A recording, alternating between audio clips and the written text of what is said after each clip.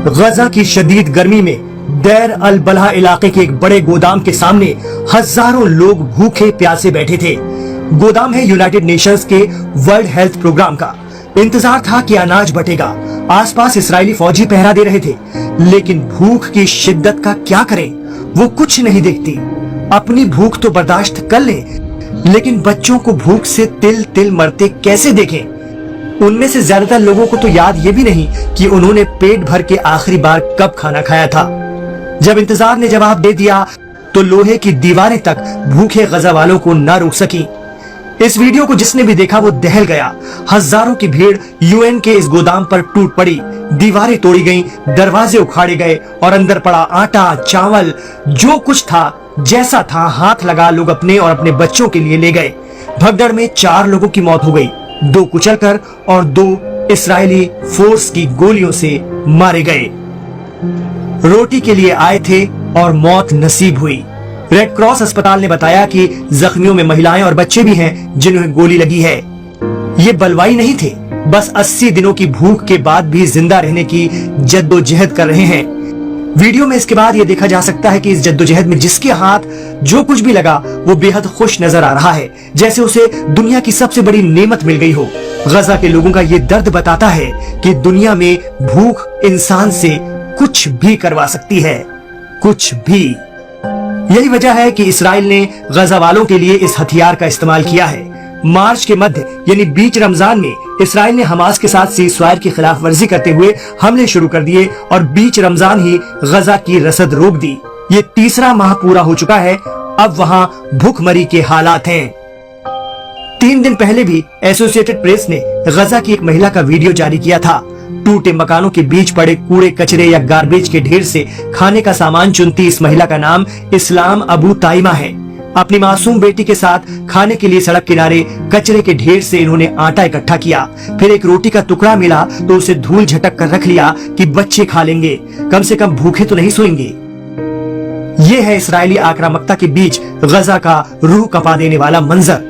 वहां भूखमरी इस हालत में पहुंच गई है कि 11,000 बच्चों पर भूख से मौत का संकट है।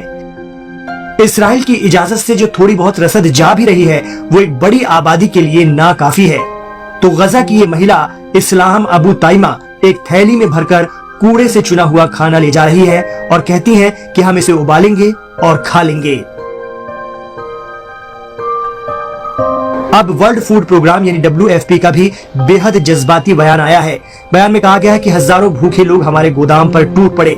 गजा में हालात बेकाबू हो चुके हैं। अब सिर्फ एक रास्ता है, खाने पीने के सामान में जबरदस्त इजाफा किया जाए, तभी लोगों को भरोसा हो पाएगा कि वे भूख से नहीं मरेंगे। संयुक्त राष्ट्र की विशेष प्रतिनिधि सिग्रीड काग ने कहा, ये मानो ऐसा है जैसे जहाज डूब चुका हो और अब कुछ लोगों को बचाने के लिए नावें भेजी जा रही हो और लोग अब उम्मीद खो चुके हैं।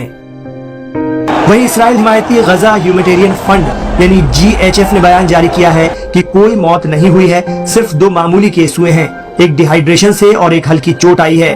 GHF ने यह भी आरोप लगाया है कि हमास और अन्य संगठन जानबूझकर उनके खिलाफ गलत खबरें फैला रहे हैं ताकि अमेरिका और इसराइल को नुकसान पहुंचे।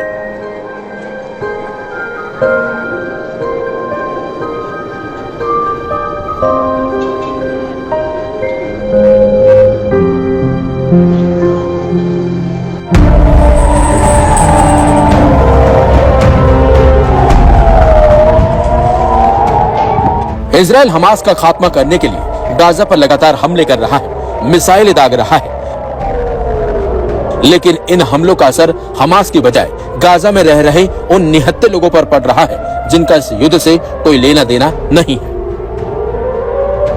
इजराइल हमास के बीच चल रहे युद्ध की वजह से गाजा में भयंकर तबाही मची हुई है।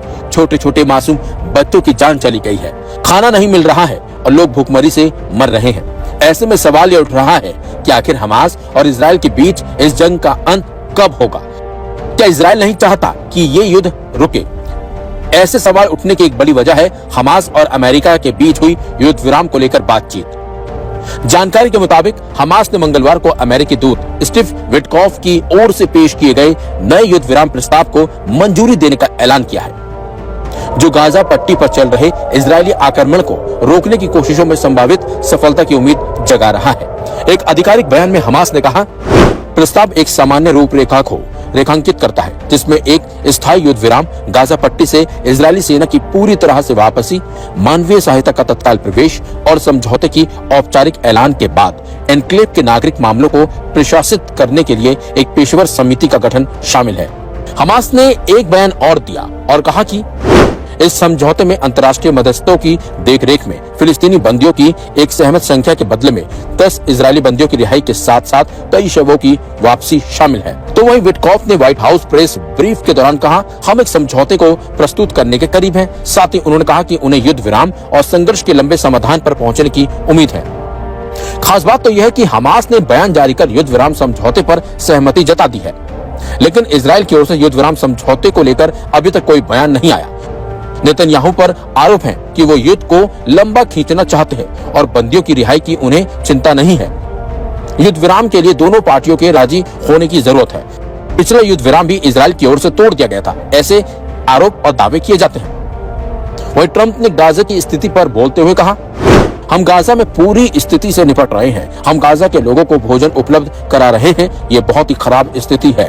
7 अक्टूबर का दिन बहुत ही खराब दिन था। लोग इसे भी नहीं भूलेंगे। इजरायल का युद्ध विराम समझौते पर कहना है कि उसकी शर्तों को नहीं माना जा रहा है। इस वजह से वो युद्ध विराम पर राजी नहीं हो रहा है। लेकिन सवाल ये भी है कि अगर इजरायल युद्ध विराम को लेकर तैयार नहीं हुआ तो हालात और ज्यादा गंभीर हो सकते हैं।